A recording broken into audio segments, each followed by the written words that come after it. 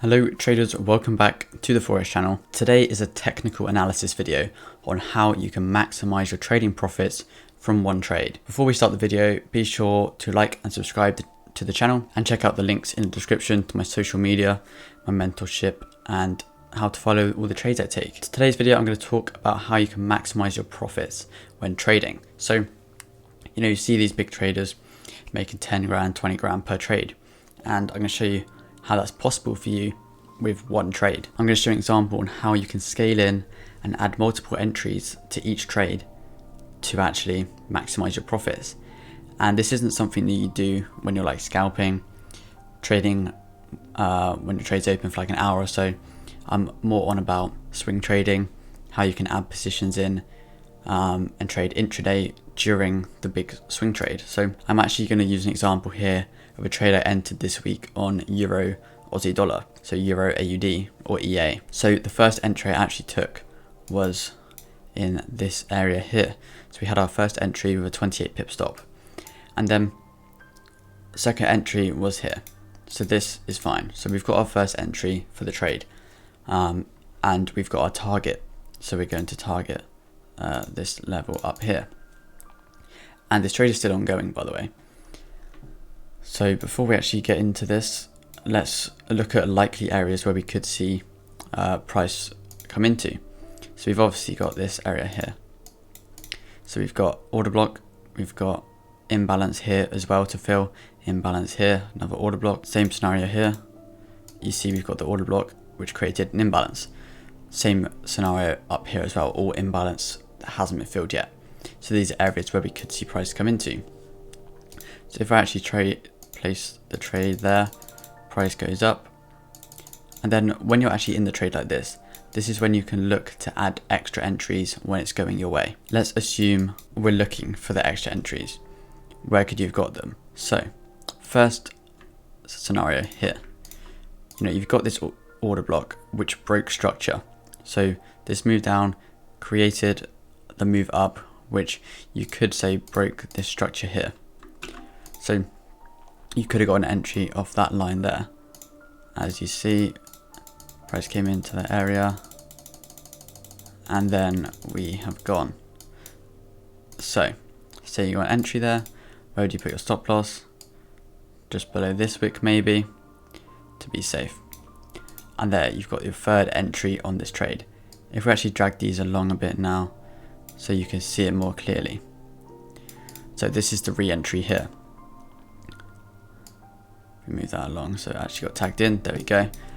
And you can have the same sort of target, or what you could do with these scale-ins is hold your original entry, which is the one that's lowest, so you have the most profit on that one.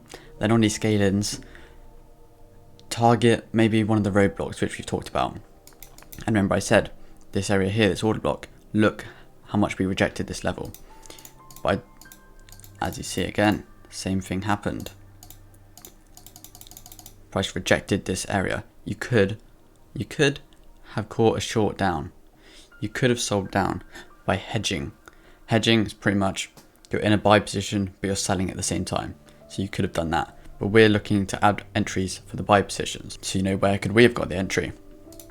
So firstly, you've got this area here, area of liquidity. You've also got this order block here. If we draw that across with this tool, got that there. So you've got two areas where you could have bought from. Let's say you did, bought from there, stop loss just below that wick, the wick there, and you could have just targeted this order block here, which was part of the area where we could see price come to, or you could target again this area here. That is up to you. And if we look and play price on, both TPs hit for these two, so you got 9% there, 11% there. So just from those two intraday scale-ins, you could have made 20%. And then you've also got this trade here running in profit. You got this trade here running in profit once again. So you've got 4 trades running in profit. Instead of closing these here, you could have just rolled your stops. Play price on again, and as you see, just above this area again is where price melts from. Price comes down again, and then we break the area. If we play price on again, you can see here from our original entries, if we drag these back along, this first trade was running 1 to 6. The second entry, how much was that running? If we drag it down, that was running a 1 to 18. Plus these two 20% scale-ins, you know, you're looking at almost 40% profit from one trade. Instead of, if you had this first entry here, you would have only made 6%. But you know, you've used the same sort of entry that you used on the first trade on the scale-ins and the trades which you trade intraday inside of the swing trade to maximize your profits. And you know, there's loads of areas where you could have done this. You know, this imbalance filled 50%, could have got an entry. You know, we came back, tested the order block, could have got another entry. You know, there's loads of different possibilities where you could have actually entered this trade. When price is actually there live and you're in the winning trade, that's when you've got to notice this. Because it's all good saying it after the trade's happened, but when you're actually in the trade, you've got to think, oh, this could be a good area to get another position. And personally, I'd only do this if my first position was risk-free. Because say you're risking 1% on the first position, say you've got a £100,000 account for the example.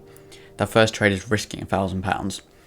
Say you're in profit, I don't know, 30, 40 pips on this trade. You can move that to break even. So now your risk is 0. So you're risking £0 on that trade now. So if you roll your stops in profit, the worst thing that can happen is you make money. And for this example, let's say you've entered another position on a scale-in further into the trade.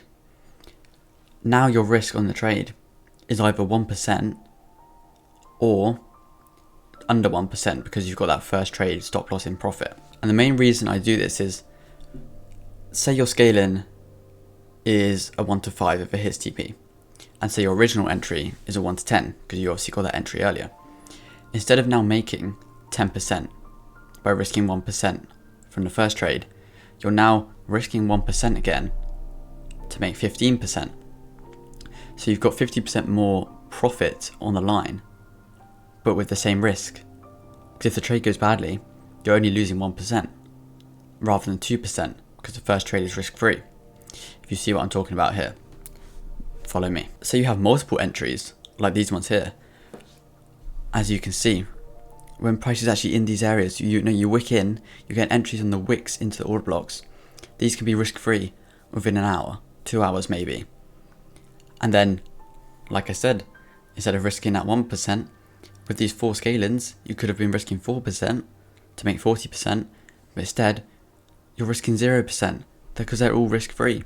After you've entered one and it's going into profit loads, why not add to your winning position to maximize your profit? Because if the trade's swinging and you're in a swing trade, then your target is going to be quite far away. Why not intraday trade to that final target when you have the opportunity to? When you have perfect scaling opportunities like on this trade here. But yeah, I hope this little example did help you guys see that you can maximize your profits by just scaling in on your positions. If this did help, like and subscribe and comment down below videos you want to see on the channel. That is all for today. I hope you guys are enjoying the regular uploads on the channel now. I'm trying to do one every 2 days. If you did enjoy, like and subscribe, and I'll see you guys in the next video.